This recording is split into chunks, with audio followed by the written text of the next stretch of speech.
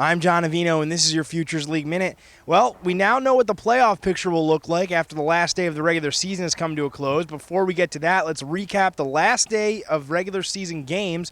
The Mavericks lost their last game of the season to the Silver Knights 13-6. How about Manny Cruz from Southern New Hampshire University? Went 3 for 6 with a double. His first 2 home runs of the season, 3 RBIs and 3 runs scored, and he was named Player of the Night on the last night of the regular season. The Rocks beat the Dirt Dogs in heartbreaking fashion for Wachusett, who lost their playoff hopes. Catcher Marshall Guy from Kentucky was 2 for 5 with a double and 3 RBIs as well as a run scored, and he also had the walk-off hit in the bottom of the 11th that won the game for the Rocks. The Suns beat the Titans 9-4. Catcher Derek Gardella from Rhode Island was 3 for 5 with a double, 2 RBIs, and a run scored in the win. The Sharks beat the Navigators 13-1. Right-handed pitcher Dylan Dennis from Franklin Pierce was named Pitcher of the Night. He went 5 innings, allowing just 5 hits, no runs, while striking out 5 batters. The Bravehearts beat the Blues 8-1. Left fielder Joe Kaiko from New Haven was 2 for 4 with a home run, 3 RBIs, and a run scored in the win.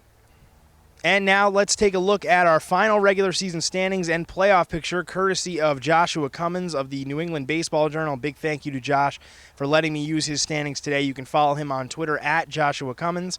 And we see here his standings have the Martha's Vineyard Sharks and Bristol Blues as our division leaders for the East and West, respectively. They win their divisions going into the playoffs. And the 3 through 8 rounding out the playoff picture, Brockton Rocks, North Shore Navigators, Nashua Silver Knights, Worcester Bravehearts, Torrington Titans, and Pittsfield Suns. Of course, Wachusett, the first team out after losing their last 4 games in heartbreaking fashion, and the Seacoast Mavericks have been eliminated for quite some time. The playoff works like this. Tuesday is a single elimination game between 1-8, 2-7, 3-6, and 4-5.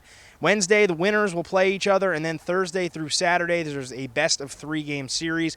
Worry about that when we get there. As for tomorrow night, the Pittsfield Suns will visit the Sharks.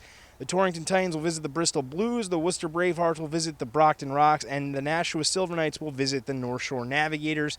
And by this time Wednesday morning, we will know who will be playing in Wednesday night's second round, also single elimination, as I mentioned.